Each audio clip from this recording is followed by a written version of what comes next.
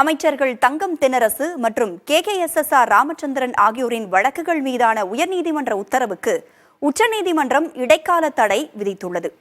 இந்த செய்தி தொகுப்போடு இன்றைய தினம் நிறைவு பெறுகிறது. அண்மை செய்திகளுக்காக தொடர்ந்து இணைந்திருங்கள் புதிய தலைமுறையுடன்.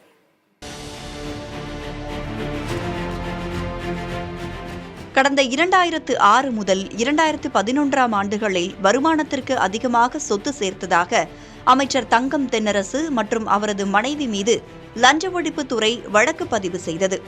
இருவரையும் கடந்த 2022 ஆண்டு ஸ்ரீவில்லிபுத்தூர் நீதிமன்றம் விடுவித்தது. அதேபோல் KKSSR ராமச்சந்திரன், அவரது மனைவி ஆதிலட்சுமி உள்ளிட்டோருக்கு எதிரான வருமானத்திற்கு அதிகமாக சொத்து சேர்த்த வழக்கிலிருந்தும் அவர்களை ஸ்ரீவில்லிபுத்தூர் நீதிமன்றம் கடந்த ஆண்டு விடுவித்தது. இருப்பினும் இது தொடர்பாக சென்னை உயர்நீதிமன்ற நீதிபதி ஆனந்த் வெங்கடேஷ் தாமாக முன்வந்து விசாரணை நடத்தினார். முடிவில் ஸ்ரீவில்லிபுத்தூர் நீதிமன்றத்தின் தீர்ப்புகளை ரத்து செய்த ஆனந்த் வெங்கடேஷ் தங்கம் தென்னரசு மற்றும் KKSSR ராமச்சந்திரன் மீதான வழக்குகளை தினந்தோறும் விசாரிக்க ஸ்ரீவில்லிபுத்தூர் நீதிமன்றத்திற்கு ஆணையிட்டார். இதனை எதிர்த்து வழக்கில் சம்பந்தப்பட்ட அமைச்சர்கள் உள்ளிட்டோர் உச்சநீதிமன்றத்தில் மேல்முறையீடு செய்தனர். நீதிபதி ரிஷிகேஷ் ராய் தலைமையிலான அமர்வு முன்பு இந்த வழக்குகள் விசாரணைக்கு வந்தபோது சட்டமன்ற, நாடாளுமன்ற உறுப்பினர்கள் தொடர்பான வழக்குகளை விசாரிக்கும் முறைகளை சென்னை உயர்நீதிமன்றம் முறையாக பின்பற்றவில்லை என அமைச்சர்கள் தரப்பில் வாதிடப்பட்டது.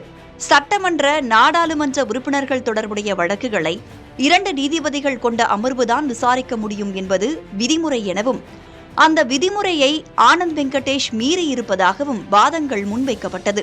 வழக்குகளை முடித்து வைப்பது தொடர்பான தங்களது ஆவணங்கள் எதையும் கருத்தில் எடுத்துக் கொள்ளாமல் ஆனந்த் வெங்கடேஷ் உத்தரவுகளை பிறப்பித்திருப்பதாகவும் தெரிவிக்கப்பட்டது.